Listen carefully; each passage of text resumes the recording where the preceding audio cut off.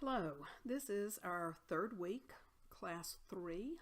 Our topic this week is ethics and diversity. I'll break the coverage of these slides into two parts. The first part will be specifically about ethics. The second part will be about diversity, and I'm including some content in the section on diversity from one of the other chapters. Look carefully at the readings for this week because I've rolled in some discussion of national cultures into our discussion of diversity. So the learning objectives this week are for you to understand and describe the different stakeholder groups and their ethical stakes in organizations. We don't use the phrase stakeholder management that much anymore, although it was a popular term 20 years ago, maybe even as recently as 10 years ago. But we do talk about different stakeholder groups. I want you to be able to apply the rules for ethical decision making. We offer up several rules, and it's really not, I wouldn't call it rules, it's sort of frameworks for ethical decision making derived from different perspectives. And we find that it's useful when you're facing an ethical dilemma to evaluate that dilemma using all of those different models. It gives you a different way of viewing what the issues might be from different perspectives. I would like for you to describe the increasingly diverse workforce, not only in the U.S., but in the world, because business participates in a global marketplace these days. So, companies, even if they don't operate facilities in other regions of the world, they in all likelihood sell to other regions in the world, and it's important to understand that diversity. And I would like for you to be able to explain the Hofstede dimensions of national culture. This is a model. The Hofstede model is an excellent one and is used in all studies of international business. And I would argue the concepts offered by that model can help people understand differences in different people of different national origins. So it describes a national culture, but someone who comes to the U.S. from that country and that culture will bring with them many of the attributes of that national culture, and I think it's important to have an appreciation, an understanding of it. Okay, let's look first at this very typical framework that outlines an organization's stakeholders. Starting at the top, certainly we have stockholders, and as you know, stockholders are owners. They, in essence, own stock in the company. Now, even if you're an LLC, or a small company. In all probability, the stockholders are members of the family, but they still have an ownership stake in the company. And so their interest is generally financial, not completely. They want the reputation of the company to be strong. They don't want to be embarrassed by what the company does. But the stockholders are interested in appreciation of their stock, growth in the price of their stock, the value of their stock. And they're interested in any dividends that might be paid by the organization. So they have a financial interest. Employees and managers on either side here, are part of the organization. They're part of the internal aspects of the organization, and they, of course, care how it performs. They want it to be a pleasant place to work. They also want it to be a place where they feel comfortable coming to work. They also want to know that the company is operating ethically, that it is doing what it's supposed to do to be successful, so that it's a place of employment for them for a long time. The other groups that interact with the company and have a stake in its performance, one is, of course, customers. Customers buy from the company. They care about the products and services of the company. They care that what they buy from the company is what is of the quality, of purity, etc., that they expect. They want to be able to rely on the company, rely on it to produce a good product, rely on it to follow through with appropriate service, rely on it to follow through with communications if needed. Suppliers and distributors also care about the company and have a stake in it. The company is buying from them. It is not uncommon in this day and time for small suppliers to, in essence, be almost a captive of the company that they sell to, meaning they may sell 70-80% of all that they produce to a company, like a supplier to an automotive company, maybe a supplier to an aerospace company, certainly a supplier that might be a government contractor selling to the government here, wholly dependent upon the practices, the ethics, and the success of that company. And then there's the community. And the community can be the immediate community around the company, in which case they are dependent on the company for jobs, sometimes for participation and engagement and leadership in the community. They certainly have an expectation that the company will be truthful in its dealings. It won't pollute. It won't suddenly, without any warning, shutter the operation, close its doors, and leave a lot of people in the community unemployed. That can't happen, but certainly companies hope that it doesn't. That's the stake they have in the company. I wanted to put this model in front of you again, and I hope that by repeating my use of this model with you across the semester that you'll become a little more comfortable with it. But I did want to point out that this model is, as I mentioned at the time when it was introduced, very much a stakeholder model of an organization, because it looks specifically at the people, the activities and the suppliers and everyone who's part of those processes that take place within an organization, the customers and the stakeholders. Let's talk now about ethics. As with values, when we talk about ethics, we're talking about ethics from the perspective of an individual, but we're also talking about what are shared ethical values within an organization that can be part of the culture. They certainly can be part of the overall ethics of the business, the way the company operates and how it interacts with and how it treats its employees, how it treats its customers, how it treats its suppliers. All of those things are very much tied to the values and ethical beliefs within the company and what is shared among them. So ethics really are sort of the frame of reference that you use in deciding what is right or appropriate in behavior. It's what you determine as sort of right versus wrong as a way to operate, a way to behave. Now, I'll say this. It's important to recognize that something that is ethical is not equivalent to saying that something is legal. There are a lot of people that would argue that what is legal is sort of the minimum standard for behavior.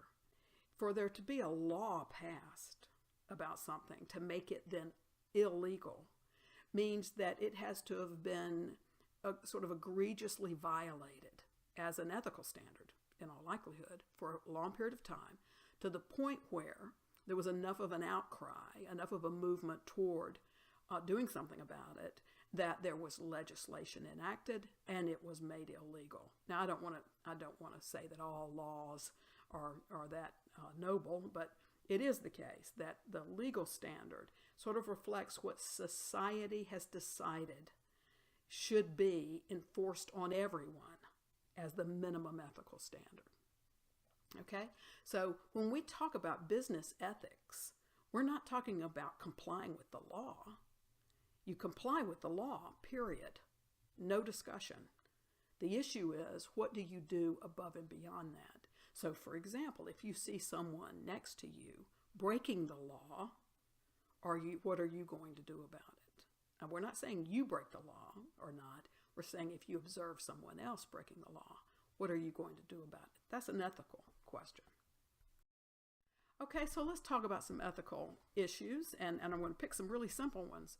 Some that, in all likelihood, you have run into in your experience in business already. I'm not picking big corporate ethical decisions about whether to continue to sell asbestos or whether to remove tobacco products from the market, and some of those that are in the big ethics cases that are in a lot of business schools. I'm talking about the ones that you would face on a day-to-day basis. One is padding an expense report. Now, I'm not talking about theft. Right? I'm not talking about a decision to invent an expense, which would be theft, right? I mean, that's a little bit, if you're going to just invent an expense and ask the company to reimburse that for you. I mean, that's like saying, well, I really like the printer on my desk. I think I'll just take it home. You know, it belongs to the company. It doesn't belong to you. But should you pad one? I had a guy that I worked with for years in industry who very much took the position that if he had to travel on business, then he was entitled to a really good meal.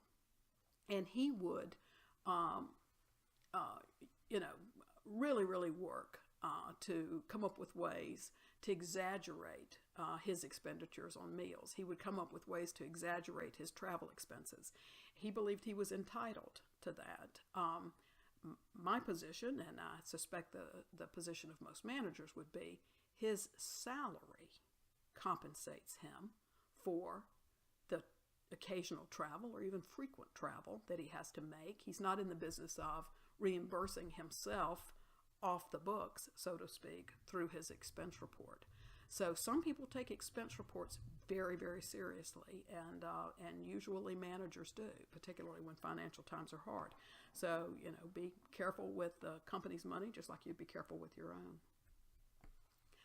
Another, I would argue, is an ethical dilemma is, do you rush to spend your unit's budget on things the unit does not need so you won't receive a budget cut? Now, you may ask, why? Why is that an ethical dilemma? Why does that matter? It's not hurting anybody. I can just hear people asking that question.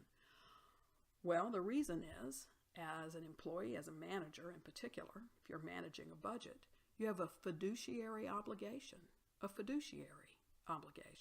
to do right by the organization's money. And so the idea that you're basically spending on things you don't need because you want to maintain the prestige of having that level of budget going forward is an ethical issue. It's an ethical question. And I know I'm making people mad as I say it, but it is. It really is. If you are part of a federal agency, those are taxpayer dollars that you're wasting because you don't want your budget to be cut. If you are part of a federal contractor, same thing. Those are taxpayer dollars that you're wasting. If it's in a bank, it's the profits that should have gone to the shareholder instead, right? Or it may just be the money that should have gone to support another part of the organization that actually needs the money for a different purpose. But I see this happen all the time, and I personally have an issue with it. I know a lot of people have an issue with it. If you think about it, if you were on the outside rather than on the inside of it, you would have a problem with it too. Should you conceal or misrepresent information to a customer or supplier about a delivery or a quality matter? For example, if there's a problem with the quality in a product you're producing for your customer and you're going to send it back and you're going to rework it and redo it entirely and then send it out to them, what would you say to them? Versus, it didn't meet the quality standard, but they're pushing to get it. You just go ahead and ship it to them anyway. That's an ethical question. It's an ethical question whether to do it. It's an ethical question whether to tell them if you do choose to do it. And that's the kind of thing that will differ according to companies.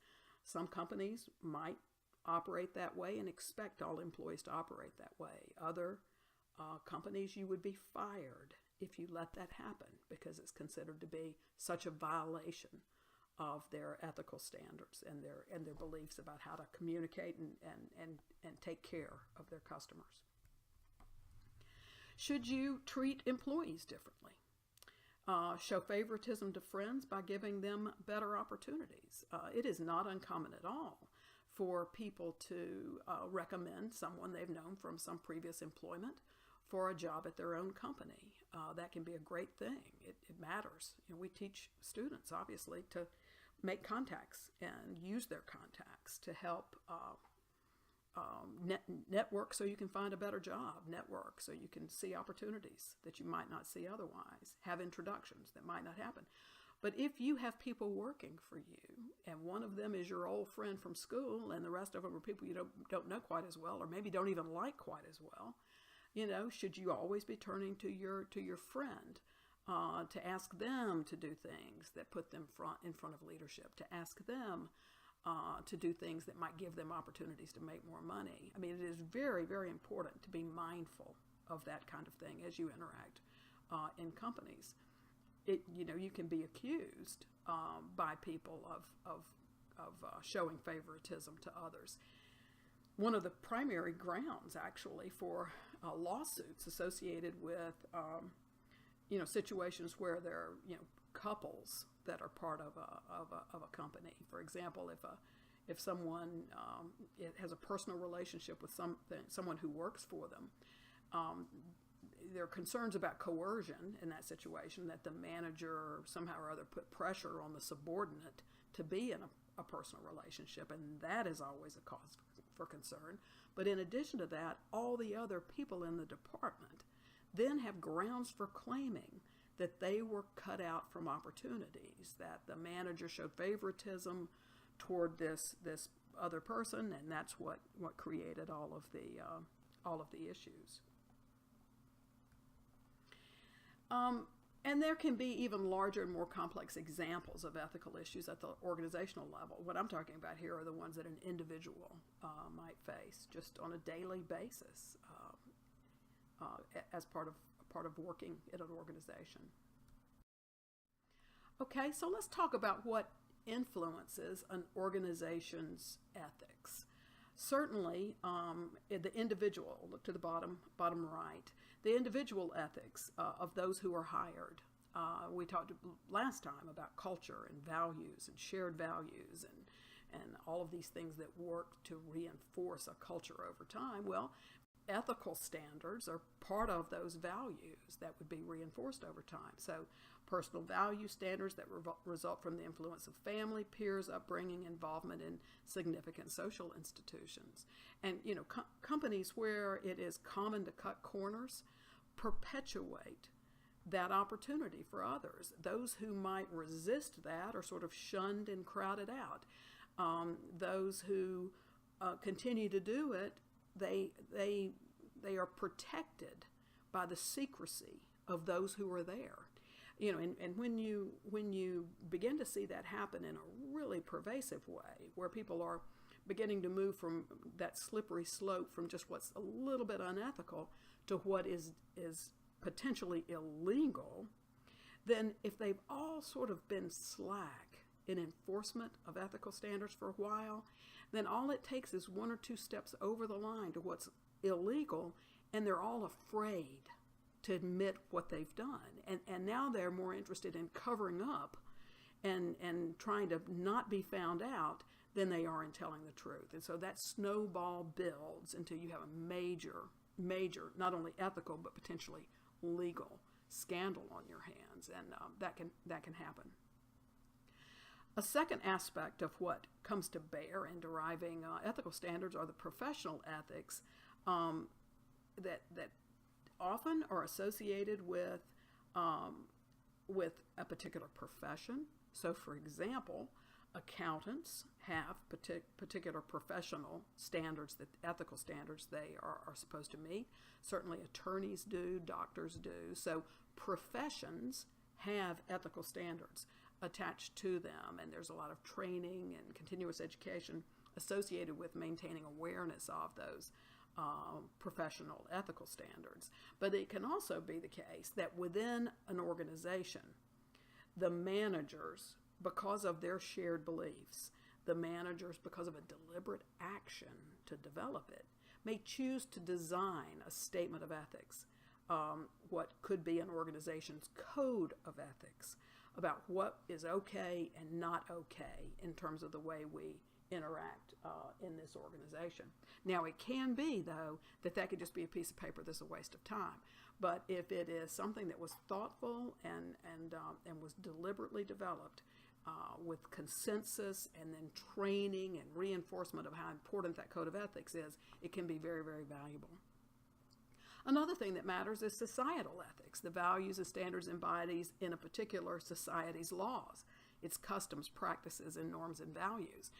One thing that is hugely obvious in international business is the difference placed by companies in the West, and in some ways particularly the U.S., on individual intellectual property, right, and the protection of intellectual property. We place tremendous importance on intellectual property rights in this country. So if an individual invents something, unless somebody else owns it, and if somebody else paid for it, they may well own it, they are still the inventor, and no one can claim they invented it, and no one can steal it and use it unless the inventor and the owner agree to that. Okay, it's really the owner that has to agree to it. And so we care about that in the United States, and a lot of our economy is built on encouraging invention, encouraging the development of intellectual property, and then using patent laws to protect the risk of taking that invention forward. So it's protected under patent law to protect that risk. Well, that's not appreciated in a lot of other nations in the world, and so they will choose to copy something because in their view, if it's out there and available, then you can copy it with impunity and commercialize it for a different market. And so that's an ethical distinction that, and sort of a societal ethical distinction that results in some tremendous conflict between nations in the world and creates difficulties when individuals cross national boundaries and move from one place to the other. So high emphasis on the individual's rights to own intellectual property, something that is not appreciated in a lot of parts of the world. So what influences organization ethics? And what I'm going to do is move through 5 different ways of thinking about an ethical dilemma. Some of these models are derived from philosophy. Some are derived from religion. Some are derived from just a practical understanding of the way life works. And I'm going to offer all 5 of these. Now, I will note that your book only talks about 4. So the one in the bottom right over there, the universalist rule, is another one that I have taught in the past in classes, and so I'm introducing that into this as well. So it's 5 different models for framing an ethical question or facing an ethical dilemma. The first is the utilitarian rule, and it is in essence an ethical decision should produce the greatest good for the greatest number of people. This comes up all the time. You don't have to work very hard to find a movie where, the hero is trying to determine whether to make a particular decision that might hurt one person but save others. In fact, there is a movie out now, Eye in the Sky, that is addressing this very issue. You might want to think about how you might apply these 5 rules to that same question. But produce the greatest good for the greatest number of people. So if a few people are hurt by a decision, that's okay. Even if a few people are hurt badly by a decision, that's okay if more people benefit.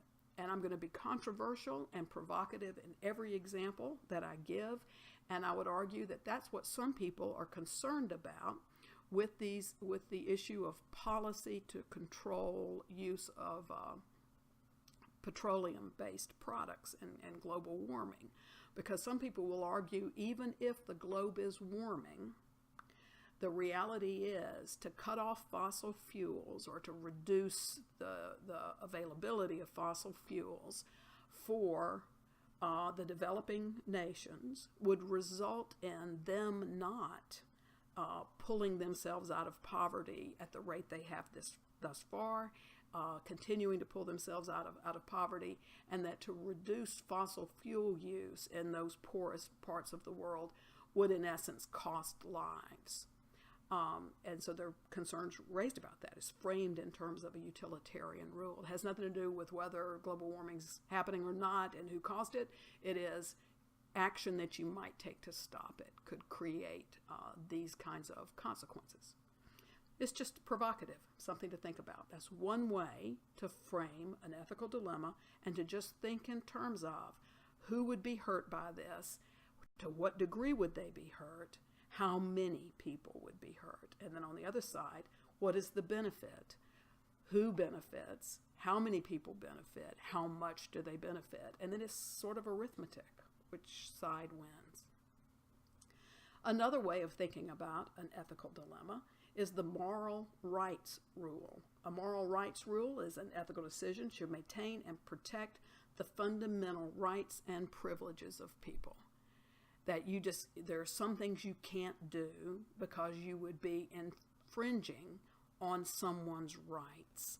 And so that requires sort of a belief that people have basic rights, that there are rights that they are entitled to as part of being, say, part of an organization, that they have a right to be treated fairly. Another is the justice rule. An ethical decision should distribute benefits and harm among people in a fair, equitable, and impartial manner. And that is just, in essence, an effort to be fair. To be just in your treatment.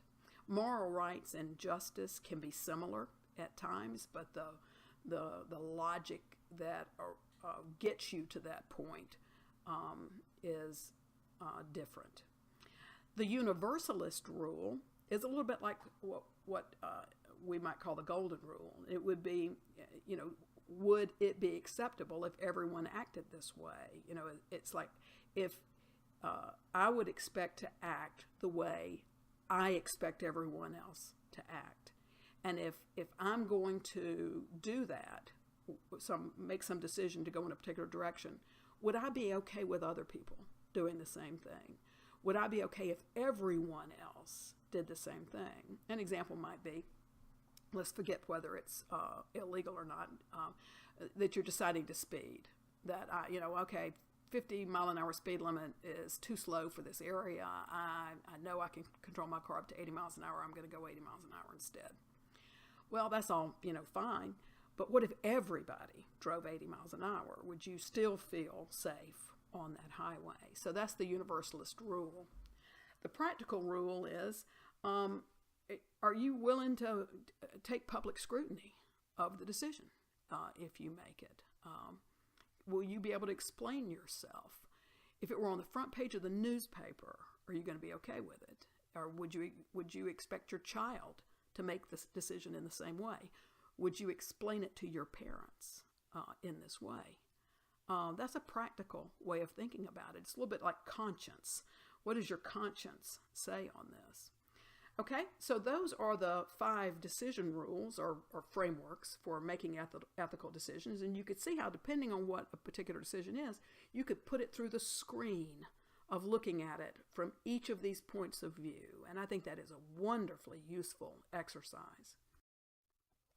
So I'm going to summarize again. The utilitarianism is the benefits outweigh the cost. It's the greatest good for the greatest number, the greater good model. The universalist model, which is the one that I've added to this that was not included in your book. What if everyone decided this way? All persons treated with respect do unto others as you would have them do unto you, which also means I am going to behave the way I expect others to behave. Rights, individual rights must not be violated by a decision. You can't do anything that would sacrifice another individual. Justice is fair distribution of opportunities, wealth, and burdens. Does this create fair opportunity for everybody? And then practical consensus, is it the type of person we ought to be? What people expect? Is it what we're willing to be publicly accountable for? Okay, so I would argue that one really quick way to think about it, as I've mentioned before, is to just ask yourself, is it right? Is it fair? Who gets hurt? Would you be comfortable if the details of your decision were reported in the local paper? Would you tell your family? What would you tell your child to do? How does it feel? What's your gut feeling? So let's go back and look at some of the ones we talked about before. The guy padding his expense report, coming up with expenses that weren't really good. Is it the right thing to do? He would argue it's the right thing to do because, again, he had made the decision in his mind that he was owed that money. Is it fair? he would not see anyone, and who gets hurt, he wouldn't see anyone as having been hurt by that. But I think we could make an argument that if everyone did that, there'd be a lot of people hurt by it. Would you be comfortable if the details of your decision were reported in the local newspaper? Would you tell your family? I doubt he would have. Would he tell your child to do it? I doubt he would have. And if he doesn't have a good gut feeling about it, he probably should have had a gut feeling about it. So practical handling of ethical decisions. So that's our discussion of ethics. There are several exercises at the end of the chapter this week that are asking you to review and think about these ethical decision-making models and to pull all of that together and analyze some situations. And I hope you get some use out of that. I think it's very, very important to think about those ethical decision-making rules. Okay, part 2 is coming up next.